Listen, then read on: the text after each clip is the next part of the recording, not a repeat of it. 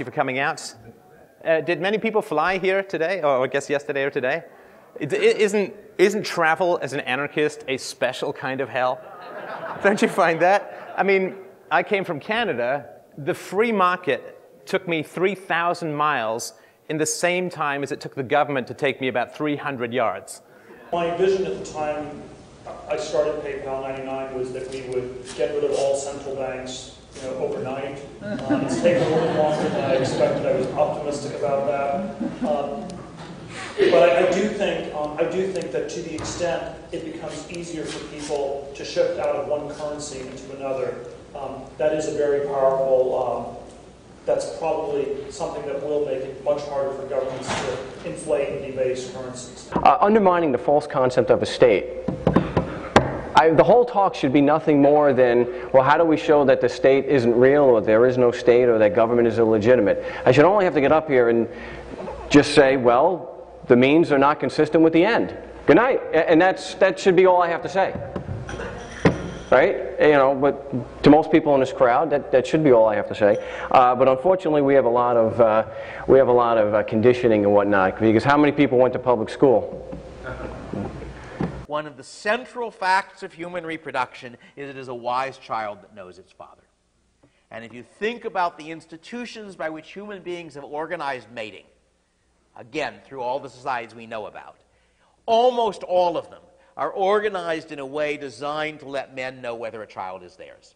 That's why you normally have either monogamous or polygynous, but only very rarely polyandrous marriages, because if the only way prior to modern times that a man could be sure of paternity was if he was the only man who had sexual access to the mother of the child.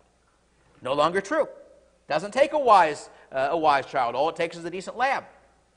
Well, you don't have to be a historian to notice that the federal government has been gaining ground year after year, while American liberty has been yielding ground year after year.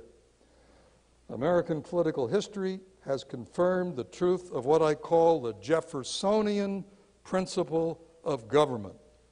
The natural progress of things is for liberty to yield and government to gain ground. Now, this is an observationally verifiable principle of political government. This means, most importantly, that you can independently of Jefferson or anyone else observe this principle to be true.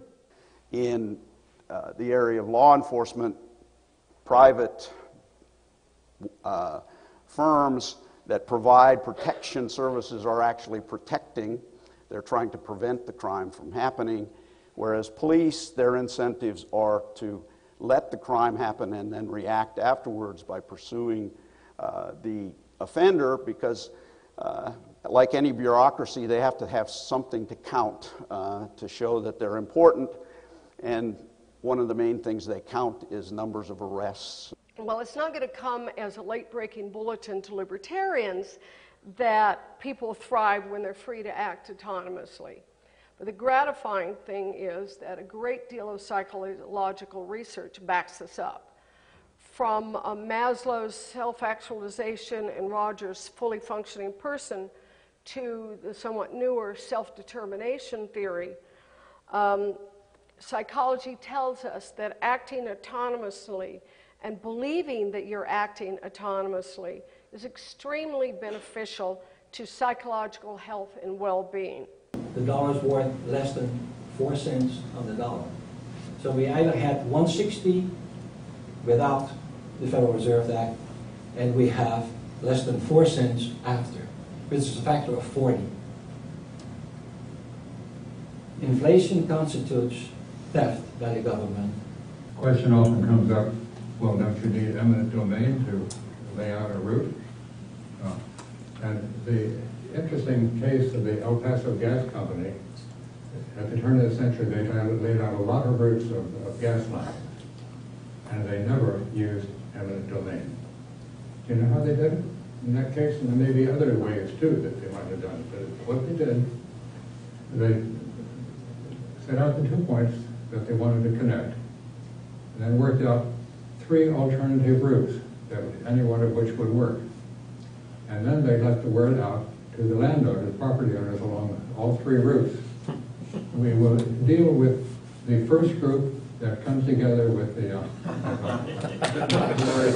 options for their route. And then they step back and let the landowners pressure their neighbors, come on, we got to do this, we get money for our rights of ways and so on. And we never had a problem.